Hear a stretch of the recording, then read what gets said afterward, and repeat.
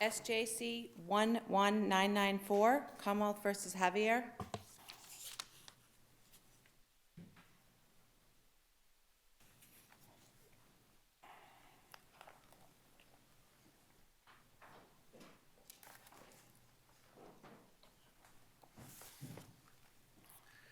Ms. Neves, good morning. Good morning, Your Honor. May it please the Court, my name is Catherine Neves. I'm here this morning on behalf of the defendant appellant, Joel Javier. I'd like to start by clarifying a point about one difference in the evidence presented at Mr. Javier's trial from that presented at his co-defendant's Clarice Gonzalez's trial. And that is that Peter Smith, the FBI agent who testified concerning the suspect van, did not testify at Mr. Javier's trial that it was a Dodge Caravan. He did so testify to that effect at Ms. Gonzalez's trial. This court in Gonzalez determined that it would have been okay in that case for the jury to reach the conclusion that the suspect van was Ms. Gonzalez's van, but that it would require an inferential leap. And given that Mr. Smith did not so testify in this case, I think it's a leap further still for Mr. Javier. In Mr. Javier's case, as I stated in our opening brief. What did he testify to with regard to the similarity of the vans, if not that He said both were Dodge Caravans? He did not say it was a Dodge Caravan. He said I could not exclude them as being the same vehicle. He said they were similar in size and shape, as well as configuration of rear lights, headlights, license plate location, and some trim work.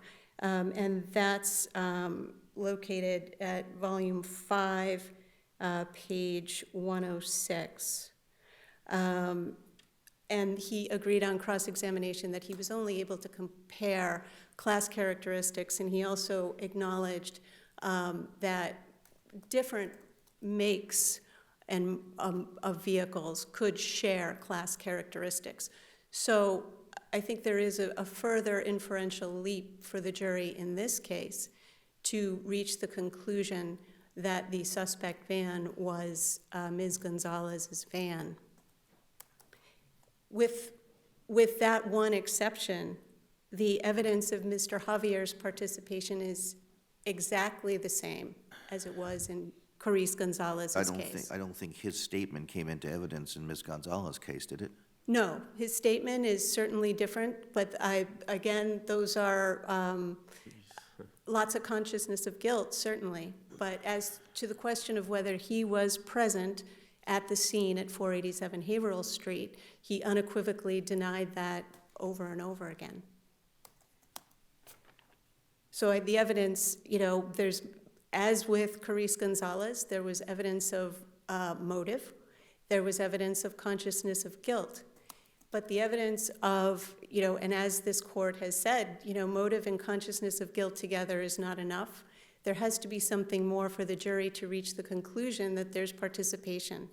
And in this case, the only evidence that he was present at that scene is the same evidence that was presented at Ms. Gonzalez's trial, which is the CSLI evidence and the suspect van evidence. What about you keep on saying it's the same, and then we ask you, but the statement's different, right? Oh, certainly the statement's so you different. Can't say it's the same. I'm saying the evidence of participation, Okay. leaving aside motive and consciousness of guilt evidence, which together is not enough. So the extra evidence that would take the Commonwealth over the bar, that evidence of participation is exactly the same. The threat is what I'd like you to address, right?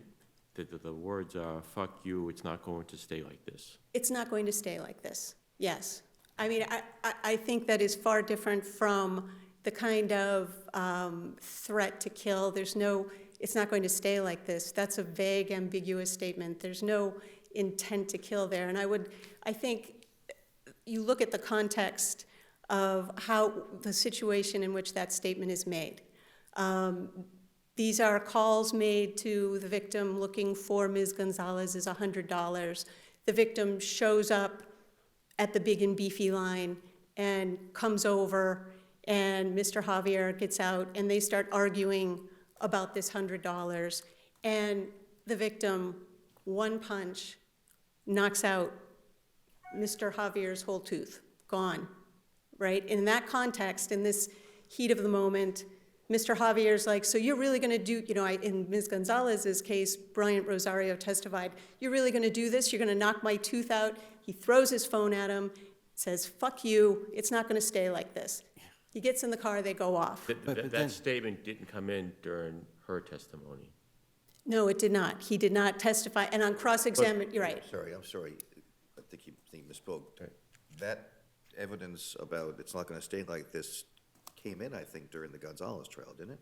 I don't believe it did. Mr. Rosario, it came out on cross-examination that was a statement that he attributed to Mr. Javier later, but it did come out, he did testify to that at Mr. Javier's trial. I assume that's why they were severed, right? Well, one of the reasons they were severed. Yes, I believe so. That would have Yes. raised Bruton issues, Yes. right? Yes. That's what I thought. So, yes, I don't believe that it did come out at her trial. I don't think Mr. Rosario said it. I'm reading the Gonzalez opinion. Oh, well, then I could. They then said that the victim was not gonna stay like that. It's not going to stay like that. Yeah, I think it came out a little bit less, it's not going to stay like this, or the victim's not going to stay like that. I apologize, Your Honor, you're Sounds as correct. if it came in, but it may have come in differently. It did, it came in, right, correct. I'm sorry, May Your have been Honor. a different assertion. I mean, it may have been testified to differently in Yes, Gonzalez's trial than it was in this trial. yes, a little bit, and I apologize for that. Again, I'm reading from the opinion, not from the. No, and although Justice Lang put it in quotes, not gonna stay like that. Yes. I don't know whether she excluded the expletive or of the word kill, but I would think she would not. I don't recall, but I do, yes, that is correct. And I remember looking at the briefs in that case, so, yes. So, I mean, that's, it, and then you have to look at what happens after that. And Mr. Javier and Ms. Gonzalez, the next morning, this is 2 a.m. on the 10th. 12:30 in the afternoon, they leave Mr. Javier's house to go to CVS to get first aid for his tooth or for his mouth. And they return it to, and the victim is standing outside Mr. Javier's house, telling Mr. Javier's mother that he's got her son's tooth and he'll sell it back for $1,000. Which is further disrespecting and Sure. raising the tensions higher and higher the day before the shooting, right? I would disagree based on what Mr. Javier says, and which is undisputed, which is he sees him there and he says in his statement, the victim is saying, get out, get out, get out. And Mr. Javier, consistent with having had his tooth knocked out by a big guy, much larger than he, takes off and, no chivalrous gentleman him, leaves his girlfriend there and he takes off down the street. I did a 3-point and I waited for him to leave and then I went back home. He wasn't So- ready yet. Yeah, Pardon? He just wasn't ready He yet. needed his 3 buddies. Well, there's no evidence of that. There's just no evidence of that. That's the problem. I mean, it's a question, sure, could that have happened? Yes, it could have happened, but it also could not have happened. I mean, there's no evidence that he got these people together and they went and did something. That's the But problem with the case. he's connected to these people, right? He's friends with them. They're friends, Yeah, right? absolutely. And one of them we find with a gun. I can't remember. How does it work? Well, Stackerman could be tied to the scene because a gun that was later found at somebody else's apartment. Mr. Stackerman had been at that apartment earlier the day of the shooting, and the gun was consistent with having been one of the weapons at the scene. So Mr. Stackerman is tied. Mr. Castro is also tied to being near the scene at that time because at 6:01 he calls a taxi company. The pickup address is 1/10 of a mile away from the scene. And So- there's calls between all of them right before the murder? There are calls between all of them at various times. There's no information about the content of those calls. And with respect to the location of these calls, And I know that was the Gonzalez evidence too. right, absolutely, it's exactly the same. But is it the same? Does Gonzalez have the same relationship with these men as the defendant does? I understand she's his girlfriend, but does she have the same relationship? Well, or I is think- I mean, you know, Gonzalez is a tricky decision. It looks, basically, there's enough to get her there, but he uses her car, so are we gonna assume she's the getaway driver? You know, he's got a lot more connections interwoven with these gentlemen, doesn't he? And he also has the fact that he's the one who's been in this blood feud with this guy. Well, I wouldn't call it a blood feud. Well, they're It's- bleeding and it's one knocking each inc- other's teeth out. That's a blood The feud, first, isn't it? yeah, they, one incident, and so, yes, the fact that, certainly that these are his friends. I would- Are they her friends? Is she connected to them? Except for, you know, not all of our friends are our spouse's friends, right? True. The evidence shows that, in this case, that they were dating 9 months to a year. The evidence shows that the night before, Mr. Javier and Mr. Stackerman were at a gathering of friends. So I don't know that there's any reason to believe that they wouldn't know each other. They've been dating each other a long time. So the Commonwealth did not put forth cell phone records from before the time that Mr. Javier lost his phone, so we can't see whether there were times when she called these friends as well. But as this court said in Swafford, the fact that Mr. Javier is friends with these people, that doesn't mean that he's present at this scene with an intent to commit the crime. This all takes place within a relative short period. So we have the fights January 9th around 6 p.m. and No, the big and beefy fight, the big and beefy fight is 2 a.m. on January 10th. January 10th, 2 a.m. So and then the killing happens shortly before 6 p.m. that same day. That same day, okay, Yes, that's what, yeah. yes. Okay, so that was I'm sorry, that was the first telephone call. The initial January. calls to get the Okay. money, Okay, right, to, thank you. can you give us the money? And as Mr. Javier said, I don't know what got into him. We called him before asking for the money. I don't know what happened. He just, I should have stayed in my car, I should have got my food, and I should have just gone home. So again, I think the fact that these are his friends, you need something else. That's the problem. There's not something else. There's motive, as there was for Corrice. Perhaps it's more motive. It's his tooth as opposed to the girlfriend's, boyfriend's tooth. But it's still motive evidence, and motive evidence is not enough. Consciousness of guilt evidence together with motive evidence. And what is it exactly that he says in his statement to the police, which, again, that was the Bruton issue, and what is it that he says to the police that makes this case different, if at all, from Gonzalez's case? I think, of course there are, she denies knowing Mr. Javier's friends. She said, I don't know who his friends are.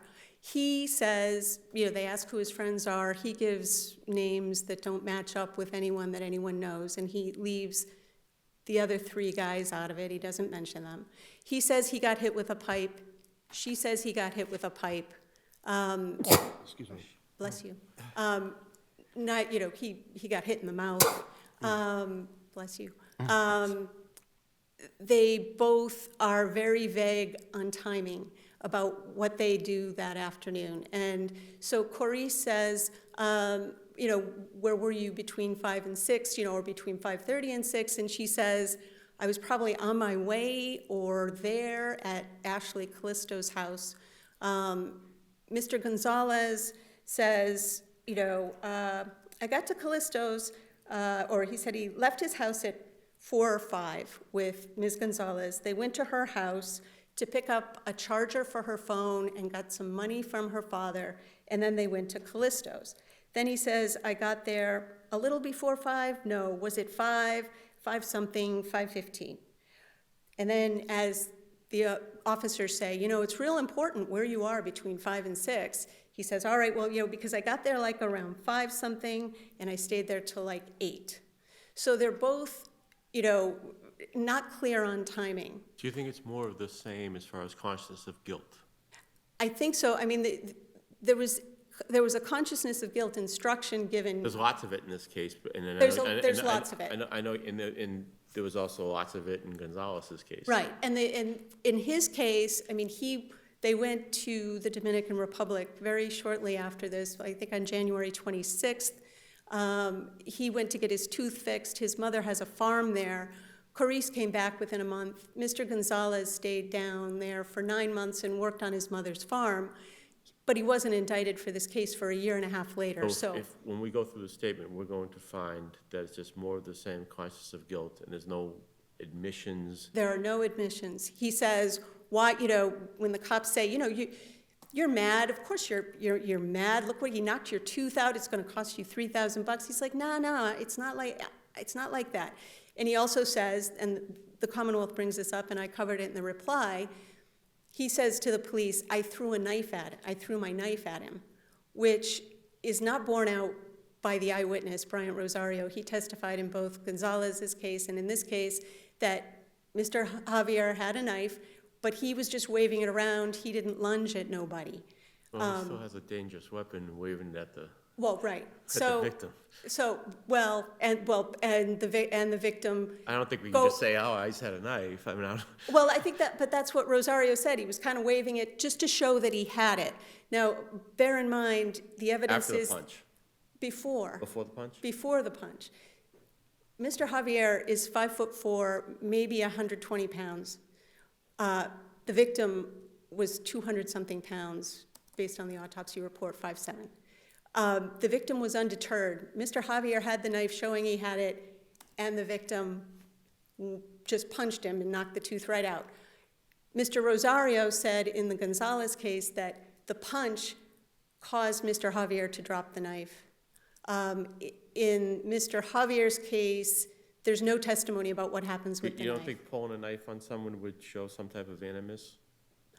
I think in this case, given the differences in size and what happened, it was just self-defense, trying to hold, but it didn't really do anything. So the difference in statements is that, and I believe, again, another false statement, perhaps by Mr. Javier, that then at the end of it, he flung the knife at the victim.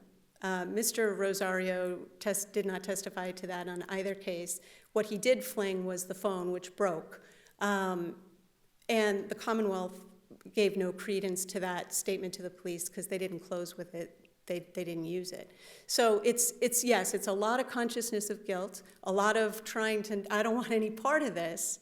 I don't think there's motive shown by, it's not going to stay like this in the heat of that situation. And in the context of the situation, I don't think holding the knife, letting people know you have it, is not murderous intent, particularly given what he does afterward, which is to try to hide from the victim.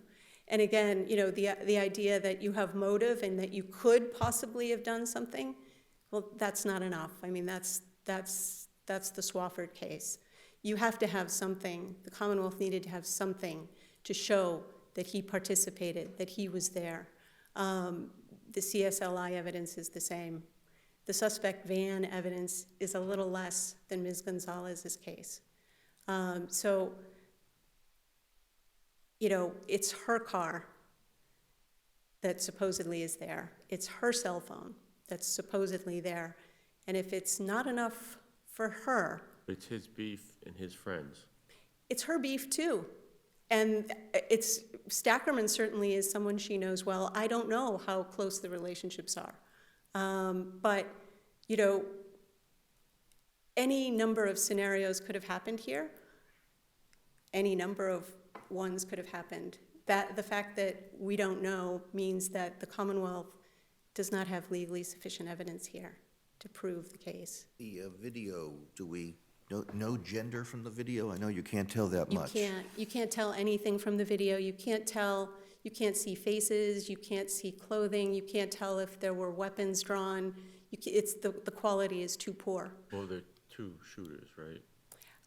There are 4 people who get out of the van. There were 2 weapons used. They all go to the back of the van, but you can't. But they go to either side. Yeah, on the left and the right. You just can't see anything. You can't see a thing. Unless the court has any other questions. Okay, thank you. Thank you. Mr. O'Sullivan, good morning. Good morning, may it please the court. David O'Sullivan for the Commonwealth. So are you going to tell us what the differences are between this case and the Gonzalez case that makes sufficient evidence for Mr. Javier? I will, Your Honor, and I think I'll begin with the threat. I think this court's jurisprudence has recognized a pretty important difference between motive to commit a murder. You may have and an led me express- down the primrose path, because when I read your brief, it said the evidence was not substantially identical, and you wrote, after the victim knocked out his tooth, the defendant threatened, F you, it's not gonna stay like this. But as the chief points out, that was in the Gonzalez case. No, that was in this case, and the transcript site is in there. I know it was in this case, but it was also in the It Gonzalez? was also in the Gonzalez case, right. How is that different then? It's different in the sense that the threat was uttered by this defendant. And what the court implicitly held in Gonzalez is that you couldn't attribute that stated intention to exact retaliation on Coris Gonzalez, who didn't utter any threat. While she may have had a motive owing to the debt owed to her by the victim, and owing to the fact that in front of her, her boyfriend's tooth was knocked out by the victim, what you couldn't ascribe to her is his threat, which was uttered by the defendant. And this court's jurisprudence, as I was saying, recognizes a difference between motive and threat. Threat evidence can be used, and we're getting to the 2 prongs that the Commonwealth's obligation to prove were here, and that is participation and intent. And essentially a threat, unlike mere motive, does double duty. This court's jurisprudence clearly shows that threats not too remote in time from the act are probative, not only that the defendant had a state of mind, but the defendant carried out that intent. And that is a key difference, I would submit, between this case and Coris Gonzalez, but those differences don't end there. As this court held in Gonzalez, the evidence was sufficient to permit an inference, a reasonable inference, of the involvement of Coris Gonzalez's van in the murder and the involvement of her phone, that is number 1836. And I would submit that the evidence was substantially identical with respect to the involvement of that van and the phone. And my sister's point that the evidence was different on that point, it's not raised in her brief, so I'm not prepared to address it, but my recollection is, and I'll go back and look, is that the FBI agent Smith's testimony was virtually identical in both cases. The court's recitation of the facts was different with respect to what Agent Smith concluded. The testimony was consistent in both cases that the class characteristics of these 2 cars, that is Coris Gonzalez's car driven in the reenactment and the suspect vehicle, were the same in body shape, trim, license plate configuration, location of headlights. So the testimony on whether it's a Dodge Caravan or not is the same in both cases. It's just that the way the court analyzed it makes it a little different. That's my memory, but I would not vouch for that at this point, but I think that's what happened in the case, and the testimony is substantially identical. But in this case, as in Coris Gonzalez, the evidence is supportive of the inference of the involvement of the van and the involvement of the phone.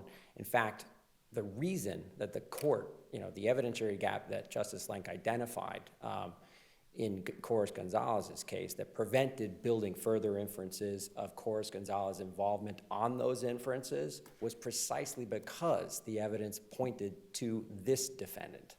And so... Meaning that because this defendant had used her phone and because this defendant had driven her vehicle, you couldn't assume she was using her phone and she was using her vehicle. Correct. And because the phone calls and the pertinent phone calls here, and those I would focus the court's attention on the calls that occurred after the tooth sale, attempted tooth sale to the defendant's mother at roughly 2 p.m. on the day of the murder, about 4 hours before the actual murder.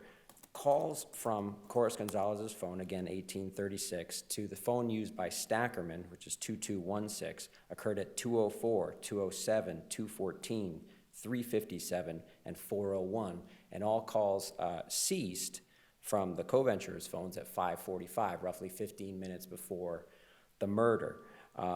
Those calls were not missed calls. The average length of the conversation in those calls from the phone records was 23 seconds. So this was evidence indicative of planning in the run-up to the murder, and as Justice Cordy in his concurring opinion stated, it's consistent with the defendant rounding up a posse. He was outnumbered in their prior two encounters, rounding up a posse to exact revenge and make good on his promise to exact revenge on the defendant for knocking out his tooth and then attempting to sell that tooth back to his mother in an egregious affront to his dignity.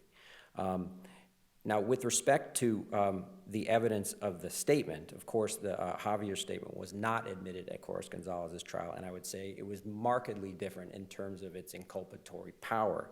The first point I'd like to make is that nowhere in Coris Gonzalez's statement does she claim that it was Diddy to whom she had sold a car and who owed her money.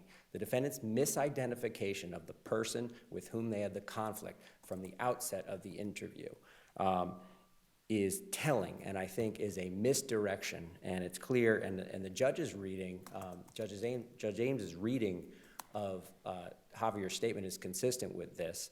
The defendant essentially slipped up midway through the interview in finally identifying Mano, the victim, Robert Mano Gonzalez, as the person to whom she had sold the car and who owed her money. So that attempted misdirection, I think, is significant. Now, the other half of that is that the defendant's claim that he did not know Mano is simply not supported by the evidence.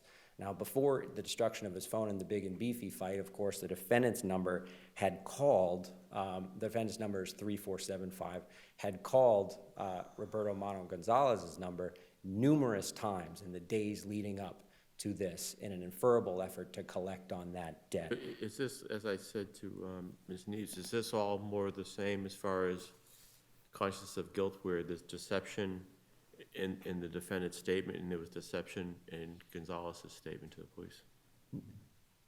There is consciousness of guilt evidence, but I think it's much more powerful, and it certainly goes beyond what was in Coris Gonzalez's case.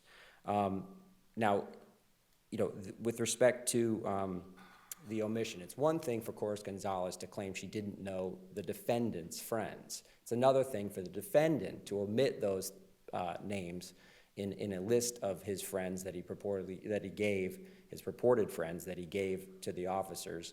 And it's another thing for him to claim that he did not recognize the 2216 number. He had established that number just on January 2nd, just about 10 days before the murder itself, and knew well that that number was used by his friend Stackerman.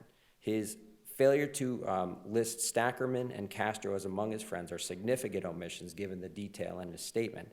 And even more telling is his failure, or his claim not to recognize that 2216 number, even when Detective Zook called that number, and the message picked up, and the music played, and the defendant claimed not to know whose that was. I think that is a clear lie that the jury could infer was an attempt to distance himself from persons who my sister, I think, correctly acknowledges are linked to this murder, and that is Yoshio Badoshi Stackerman and Castro. Now, with respect to another point of difference with the consciousness of guilt evidence in this case and in Coris Gonzalez is the fact that in Coris Gonzalez, Judge Ames did not permit his flight, the Coris Gonzalez's flight from the country, to be considered by the jury on the issue of consciousness of guilt because there were too many counter inferences, her thought was.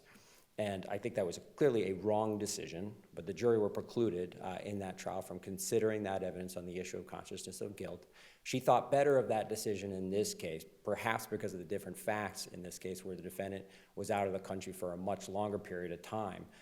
And that was permitted to be considered on the issue of consciousness of guilt. And of course, the question is, what were the inferences that were permissible from the jury? And permissible inferences need only be reasonable and possible. They need not be inescapable. And the question is whether they are too remote according to the usual course of events.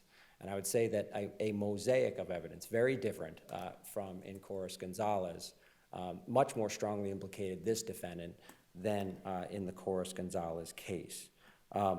Now, with respect to the other prong, the Commonwealth was obligated to prove in this case. We were obligated to prove not only participation, where I would say that that's where the action in the case is. We're also required to prove intent, and I think intent is a much easier question for the court. I don't think there's any claim here or any reasonable claim that the 4 people who alighted from the vehicle that was consistent with Corres-Gonzalez's vehicle strode purposefully up to the victim's minivan and within seconds fired shots crosswise into it, had an intent to, had the required intent here, which is to deliberately premeditate the killing of the victim. I don't think that's your issue, though, really. No. The issue would be his participation as one of those. Yeah, it's more of a whodunit, not that it was an execution. Right, but I think the evidence is definitely different here with regard to that. I'm trying to remember. The Commonwealth position was that Gonzalez was the driver. I'm trying to think what evidence there was. If the video is so grainy that you can't tell anything, including height, apart from gender, general sexism, that she's not likely to be a shooter, what's the evidence that she would not be the shooter and would be the driver?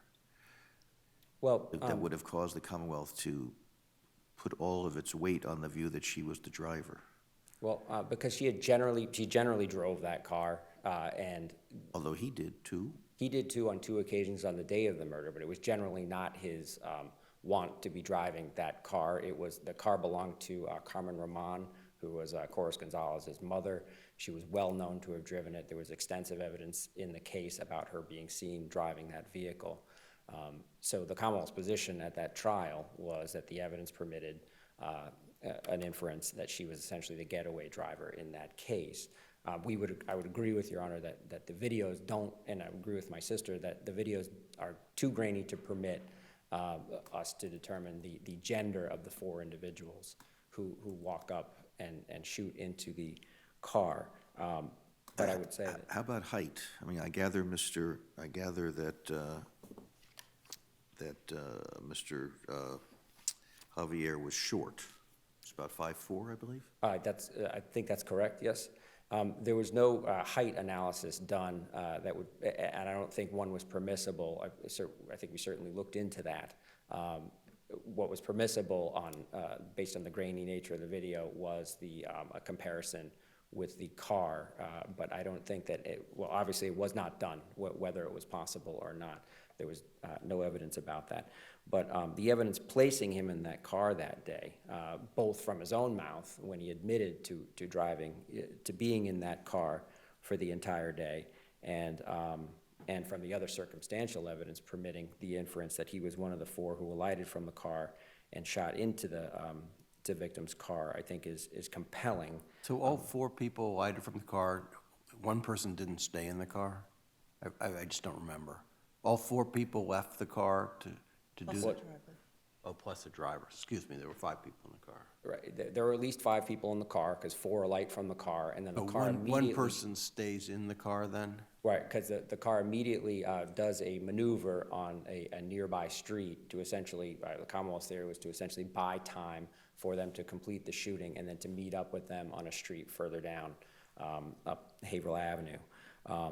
So there were at least 5 in the car. I think the evidence clearly shows that. Now, with respect to another point that is different in the defendant's statement from Corus Gonzalez is the fact that he overshoots his alibi. While I agree with my sister's characterization of what Corus Gonzalez said about when she arrived at Ashley Callisto's house, the defendant was pretty clear in his statement, and we have the record cites in our brief, that he was at the Ashley Callisto's house from roughly 5 to 8.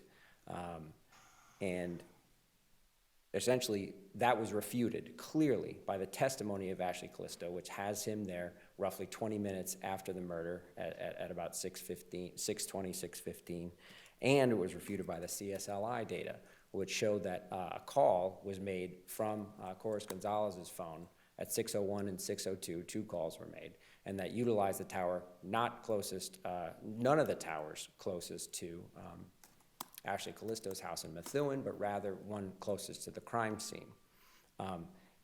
That would make sense. It would make sense at this point to move on to the second issue, which my sister did not address, but if. And I believe he said he overshot. I believe that Gonzalez's testimony was it was between 5:30 and 6.